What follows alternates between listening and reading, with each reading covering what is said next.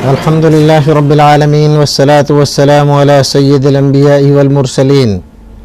وعلى آله وأصحابه أجمعين ومن تبعهم بإحسان إلى يوم الدين أما بعد فأعوذ بالله السميع العليم من الشيطان الرجيم بسم الله الرحمن الرحيم كتب عليكم الصيام كما كتب على الذين من قبلكم لعلكم تتقون۔ ناظرین، خیر مقدم ہے آپ کا فیضان رمضان کے اس پروگرام میں۔ آج کی مجلس میں ہمارا موضوع ہے روزہ اور اس کے طبی فوائد۔ ناظرین، جس کو ہم آج اپنی زبان میں روزہ کہتے ہیں، قرآن و سنت کی زبان میں اس کا نام صوم ہے۔ صوم کے معنی عربی زبان میں، کیونکہ یہ عربی کا لفظ ہے، رکنے، اجتناب کرنے اور چپ رہنے کے ہوتے ہیں، اور یہ معنی در حقیقت اس کی جو شرعی حقیقت ہے اس سے بہت مطابقت رکھتے ہیں۔ اور ہم نے تمہارے اوپر روزہ فرض کیا ہے، اس سے مقصد بھی یہی ہے تاکہ تم تقوی کی زندگی گزارو، اور تقوی کی زندگی کا معنی ہوتا ہے کہ مامورات الہیہ، یعنی جتنے معاملات، امور، احکام اللہ رب العزت نے ہمیں دیے ہیں ان کی ہم بجاوری کریں، اور جن چیزوں سے اس نے روکا ہے اس سے روکے رہیں۔ منہیات اور مامورات دونوں کا خیال رکھتے ہوئے زندگی گزارنے کا نام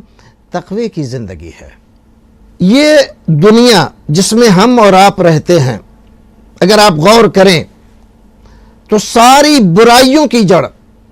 سارے فساد کا مرکز اور تمام تر خرابیوں کا سبب اگر کوئی چیز ہے تو انسانی زندگی میں تین چیزیں ہیں: ایک کھانا،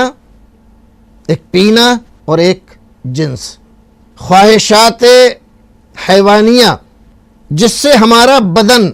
پلتا بڑھتا ہے کھانے پینے سے، اس میں اضافہ ہوتا ہے۔ اسلام میں ہم نے یہ تصور دیا ہے کہ انسان دو چیزوں سے مرکب ہے، ایک مادہ ہے اور دوسرا روح۔ روحانی قوتیں، عبادات الہی، ذکر، فکر کم کھانے اور مادیت کو کم سے کم کرنے میں سے بڑھتی ہے، ترقی پاتی ہے اور اس میں اضافہ ہوتا ہے۔ اور روحانیت کے اضافے سے انسان کی حیوانیت تقریباً ختم ہو جاتی ہے اور وہ ملکوتی صفات کا حامل ہو جاتا ہے۔ لیکن اگر غلبہ حیوانی صفات کا ہو تو انسان کبھی کبھی انسانیت کے جامے سے نکل کر مکمل حیوان بن جاتا ہے، اور پھر وہ سب کچھ کرتا ہے جو ایک حیوان کرتا ہے۔ ہم حیوانوں کو دیکھتے ہیں، چرندے ہوں یا پرند، درندے ہوں یا دوسرے جانور، اپنا پیٹ بھرنے کے لیے وہ اپنے ساتھی، اپنے ہم جنس کو مارنا، اس کو ختم کرنا، اس کو تکلیف دینا، ان تمام چیزوں میں ذرہ برابر بھی کبھی کوتاہی نہیں کرتے۔ ایسے ہی اپنی جنسی خواہشات پوری کرنے کے لیے وہ اپنے ہم جنس کو مار بھی ڈالتے ہیں۔ یہی حیوانیت جب انسان کے اندر جاگ اٹھتی ہے اور ترقی پاتی ہے تو اس کے اندر انسانی صفات، روحانی صفات کم ہو جاتے ہیں اور حیوانی صفات بڑھ کر اس کو مکمل حیوان بنا کر چھوڑتے ہیں۔ اسلام نے روزے کے اندر، یا جس کو ہم صوم کہیں، صوم کے اندر پورے انتظامات رکھے کہ یہ حیوانی صفات انسان کے اندر سے کم ہوں اور اس کے اندر روحانی صفات بڑھیں، تاکہ وہ تقوی شعار بنے، نہ کسی کو تکلیف دے اور نہ کسی کو دکھ میں دیکھ کر چین کی بنسی بجائے، بلکہ اگر کسی کو تکلیف میں دیکھے تو خود اس کو یہ احساس ہو جیسے اس کو تکلیف ہو رہی ہے، اگر مجھے تکلیف ہوتی تو میں کیا کرتا، مجھے کتنی بے قراری اور بے کلی ہوتی۔ اسی لیے روزہ رکھنے سے آدمی کو احساس ہوتا ہے کہ جو لوگ دنیا میں بھوکے ہیں، جو پیاسے ہیں، وہ کتنی اذیت میں تکلیف گزار ہیں۔ کو اللہ رب العزت نے دو چیزوں سے ترکیب دے کر بنایا ہے، ایک روح اور دوسرے مادہ۔ روح ہماری تقویت پاتی ہے نیکیوں سے، بھلائیوں سے، اور مادہ تقویت پاتا ہے کھانے پینے اور خواہشات نفسانی کے پورا کرنے سے۔ ناظرین، کھانے اور پینے میں اور جنسی خواہشات کے پورا کرنے میں اگر انسان کی ساری قوت، ساری سوچ، ساری فکر، سارا ذہن اسی طرف لگا رہتا ہے تو اس کی روحانیت کمزور سے کمزور ترین ہو جاتی ہے، اور پھر نہ صرف یہ کہ وہ روحانی طور پر بیمار ہو جاتا ہے بلکہ جسمانی طور پر بھی وہ اس لائق نہیں رہتا کہ وہ تندرست آدمی کہلائے۔ اس لیے اللہ رب العزت نے ہماری روحانی تندرستی اور جسمانی تندرستی دونوں کی حفاظت کے لیے ایک مکمل ضابطہ بنا کر پورے ایک مہینے کی مشقت، پورے ایک مہینے کا شیڈول، پورے ایک مہینے کا پروگرام ہمیں دیا، اور اس کو دین، ثواب، آخرت کی کامیابی، ان تمام چیزوں سے جوڑ دیا کہ اس کو صرف یہ نہ سمجھنا کہ چاہو تو کرو اور چاہو تو نہ کرو،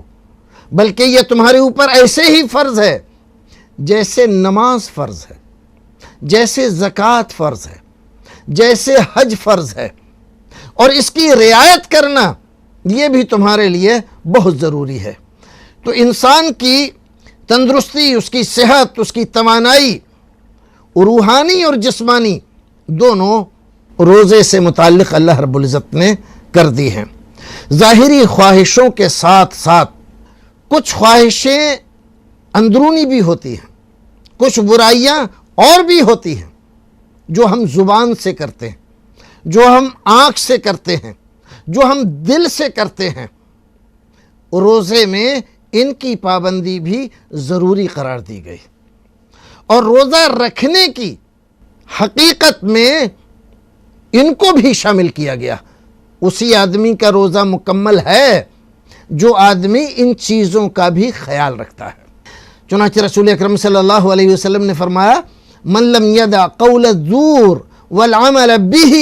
فليس لله حاجة في ان يدع طعامه وشرابه۔ جو آدمی روزہ رکھے اور روزہ رکھنے کے بعد نہ جھوٹی بات کرنا چھوڑے اور نہ برائی پر کاربند ہونا چھوڑے، نہ جھوٹ پر عمل کرنا اور نہ جھوٹوں کا ساتھ دینا اس سے چھوٹا، پھر وہ یہ کہہ رہا ہے کہ میں روزے دار ہوں، تو رسول اکرم فرماتے ہیں اللہ رب العزت کو اس کے اس روزے کی کوئی ضرورت نہیں ہے، کیوں بھوکا پیاسا مر رہا ہے۔ در حقیقت یہ روزہ نہیں ہوا،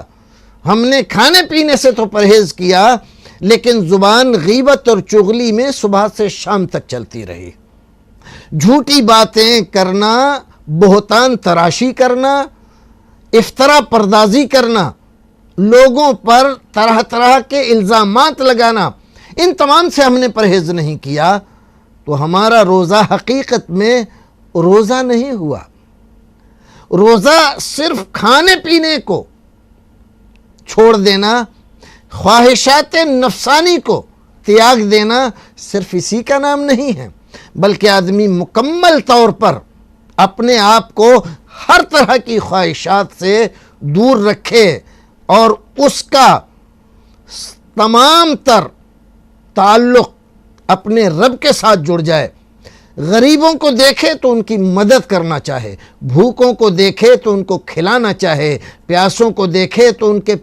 پیاس بجھانے کی اس کے دل کے اندر کسک پیدا ہو، کسی کمزور، نادار، یتیم، بیوہ کو دیکھے تو اس کے ساتھ نیکی کرنے کا جذبہ اس کے دل کے اندر امڑ آئے اور اس کو آمادہ کرے اپنی جیب میں ہاتھ ڈالنے، اپنے خزانے کی طرف جانے اور اس کی ضرورت پورا کرنے کی طرف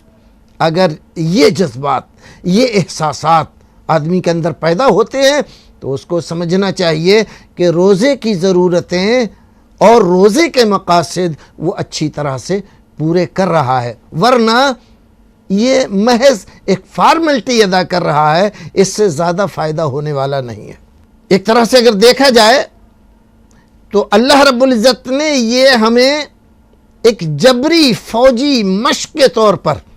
یہ مہینہ عطا فرمایا ہے۔ سال میں ایک مہینہ اس جبری فوجی مشق سے بندہ گزرتا ہے تو پھر وہ جسمانی مشکلات برداشت کرنے کا عادی ہو جاتا ہے، اس کا جسم مضبوط ہو جاتا ہے۔ جیسے فوجیوں کو دشوار گزار گھاٹیوں سے گزارا جاتا ہے، بڑا بڑا بوجھ ان پر لادا جاتا ہے اور ان کو مکلف کیا جاتا ہے کہ اس راستے سے یہ بوجھ لے کر تم کو گزرنا ہے، کس لیے؟ تاکہ آئندہ اگر ایسی کوئی ضرورت پیش آئے تو آسانی کے ساتھ وہ اس کو برداشت کر سکے۔ اسی لیے اللہ رب العزت نے یہ مہینہ ہمیں عطا کیا ہے۔ ہم دیکھتے ہیں کہ حد سے زیادہ فاقہ انسان کو کمزور کر دیتا ہے، انسان کے قوا مزمحل ہو جاتے ہیں، دماغی صلاحیتیں سست پڑ جاتی ہیں اور اس کے دیگر افعال بھی ناکارہ ہو جاتے ہیں۔ اسی طرح جیسے فاقے سے، کھانا نہ کھانے سے آدمی کے اندر یہ سستی اور یہ کمزوری اور ناطاقتی آتی ہے، ایسے ہی زیادہ کھانے سے، ہر وقت کھاتے رہنے سے، ہر وقت پیتے رہنے سے، ہر وقت خواہشات کو پورا کرنے سے انسان کا جسم بیمار ہو جاتا ہے، اور یہ بیماری اس کی اگر اس کا علاج نہ کیا جائے تو لا علاج ہو جاتی ہے اور پھر اس کا علاج دشوار ہو جاتا ہے۔ بے اعتدالی چاہے وہ کھانے میں ہو چاہے پینے میں، انسان کو بہر قیمت یکسوئی کے لیے فاقہ مفید ہے۔ یہ فاقہ کبھی کبھی ہم دیکھتے ہیں کہ بعض ہمارے مرشدین ہمیں اس کی طرف آمادہ کرتے ہیں، اتنے دن کا فاقہ کرو۔ ہم دیکھتے ہیں بعض اطباء جب ہم ان کے پاس جاتے ہیں، ہماری نبض دیکھنے کے بعد ہمیں فاقہ کرنے کے لیے کہتے ہیں اتنے دن تمہیں کچھ نہیں کھانا ہے، کھانا ہے تو اتنا سا پانی یا معمولی سی غذا، اور جب ہمارا معدہ خالی ہو جائے گا پھر اس کے بعد وہ اپنی دوائیں چلائیں گے، تب ہم جا کر صحت یاب ہو سکیں گے۔ تو دماغی صلاحیتوں کی افزونی کے لیے، ان کی زیادتی کے لیے اور روحانی یکسوئی کے لیے فاقہ انسان کے لیے بہت مفید ہے، اور روزہ اس کے لیے بہت اچھا اور بہتر ذریعہ ہے۔ معدہ، نظام ہضم بار بار کھاتے رہنے سے دونوں خراب ہو جاتے ہیں۔ اسی طرح ہمارا دل، دماغ، ان کی وجہ سے جو ابخارات پیدا ہوتے ہیں معدے سے وہ ہمارے دماغ کو جاتے ہیں تو ہمارے سکون کو بھی وہ ختم کر دیتے ہیں اور ہماری دماغی صلاحیتوں کو بھی متاثر کرتے ہیں۔ روزہ ہمیں دماغ کو قوی رکھنے میں بہت بڑا معاون ثابت ہوتا ہے۔ اسی طرح روزہ، بھوک اور فاقہ ہمارے گرم اور مشتعل قوا کو سرد کرنے میں تعاون کرتا ہے۔ روزے کا گویا کہ ایک فائدہ یہ بھی ہے کہ ہمارے وہ قوا جو مشتعل ہیں، گرم ہیں، اور ان کی گرمی اور حدت کی وجہ سے ہمارا نظام صحت متاثر ہو رہا ہے، روزہ اس کو کنٹرول میں کر کے اور بالکل درست کر دیتا ہے۔ اسی طرح روزہ رکھنے سے ہماری صحت میں جو ناہمواری آ جاتی ہے، ابتری آ جاتی ہے، وہ درست ہو جاتی ہے۔ غذا سے جو کچھ ہمیں حاصل ہونے والی توانائی ہوتی ہے، جس کو آج کی اصطلاح میں کیلوری کہتے ہیں، ایک انسان کو یومیہ 2500 کیلوریز کی ضرورت ہوتی ہے۔ زیادہ کھانے سے یہ کیلوریز ہمارے بدن میں الگ الگ حصوں میں جمع ہوتی رہتی ہے اور وہ استعمال میں نہیں آتی. بہت دن وہیں پر پڑے رہنے کی وجہ سے یہ بعض بیماریاں پیدا کرتی ہیں اور ہماری صحت کو گھن کی طرح لگ جاتی ہیں اور خراب کر دیتی ہیں. روزہ رکھنے سے جب ہمارا معدہ خالی ہوتا ہے تو یہ کیلوری جو ہماری جمع ہے جسم کے الگ الگ حصوں میں ہمارے جسم کے کام آتی ہے اور جسم ہمارا وہاں سے لے کر ان کو استعمال کرتا ہے اور جو بہت دنوں سے اسٹور ہو رہی تھی الگ الگ جگہوں میں اس سے لے کر خرچ کر کے سب کو صاف کر دیتا ہے اور پھر سے ہمارا جسم ایک طرح سے جوان ہو جاتا ہے. زیادہ کھانے اور محنت نہ کرنے سے انسان کے اندر موٹاپا پیدا ہوتا ہے جو آج کی سب سے زیادہ بڑی بیماری ہے اور یہ موٹاپا کئی ساری بیماریوں کو جنم دیتا ہے. روزے سے اس کی اتنی اچھی اصلاح ہو جاتی ہے کہ کسی دوسری چیز سے اتنی اچھی اصلاح نہیں ہوتی. ہم وقت پر کھانے کے عادی ہوتے ہیں اور وقت پر کھانے میں بھی اس میں اعتدال کے ساتھ کھاتے ہیں اور ایک لمبا وقفہ فاقے سے گزارتے ہیں تو ہمارے معدے کو آرام مل جاتا ہے اور وہ بھی نئے طریقے پر کام کرنے کے لیے تیار ہو جاتا ہے. دیکھیے ہمارا جسم ایک مشین کی طرح سے ہے اور دنیا میں کوئی مشین ایسی نہیں ہے جس کو آرام کی ضرورت نہ پڑتی ہو اور اس کو صفائی کی ضرورت نہ پڑتی ہو. ہمارے جسم کو بھی ان چیزوں کی ضرورت پڑتی ہے اور روزے سے وہ مقصد ہمارا پورا ہو جاتا ہے. روزے سے ہمارا وزن کنٹرول ہوتا ہے, ڈیابٹیز ہماری کنٹرول ہوتی ہے. اسی طرح سے قلبی بیماریوں میں روزے سے بہت بڑا فائدہ ہوتا ہے. جو لوگ ہمیشہ کھاتے رہتے ہیں ان کا معدہ ہمیشہ ہائیڈرو کلورک ایسڈ پیدا کرتا رہتا ہے اور بڑی مقدار میں اس کو خارج کرتا رہتا ہے. وہ آپ جانتے ہیں کہ ہائیڈرو کلورک ایسڈ جسم کے لیے جیسے ضروری ہے ہماری غذا کو ہضم کرنے کے لیے, ویسے ہی اگر اس کو کوئی چیز جذب کرنے والی نہ ملے تو یہ السر پیدا کرتا ہے اور آدمی کے اندر اگر السر پیدا ہو جاتا ہے تو بھینکر بیماریاں اور ایسی جن بیماریوں کا علاج نہیں ان کا سبب بنتا ہے. روزہ رکھنے سے ہمارے معدے کو آرام ملتا ہے تو یہ ہائیڈرو کلورک ایسڈ بھی کم مقدار میں یا ضرورت کے مطابق بنتا ہے جس سے ہماری صحت درست رہتی ہے اور ہم السر کی بیماری سے یا اس کے خطرے سے ہم محفوظ رہتے ہیں. روزے نے ہماری صحت درست کی, ہمارا معدہ درست کیا, ہمارا دماغ درست کیا, ہماری اس جسمانی مشین کو صاف اور ستھرا کیا. اسی کے ساتھ ساتھ ہمارے اخلاق, ہمارے عادات, ان تمام کے اندر اعتدال پیدا کیا اور اس نے ہمارے گردے کے فعل کو اور بلڈ پریشر کے نظام کو بھی درست کیا. تو روزہ ہمارے لیے طبی اعتبار سے سب سے زیادہ مفید چیز ہے. ہمیں روزہ ضرور رکھنا چاہیے کہ ہمارے رب کا یہ حکم ہے, رسول کا پیغام ہے اور ہماری صحت کا تقاضا ہے. پروردگار ہمیں اور آپ کو نیک عمل کرنے کی توفیق عطا فرمائے. وآخر دعوانا ان الحمد للہ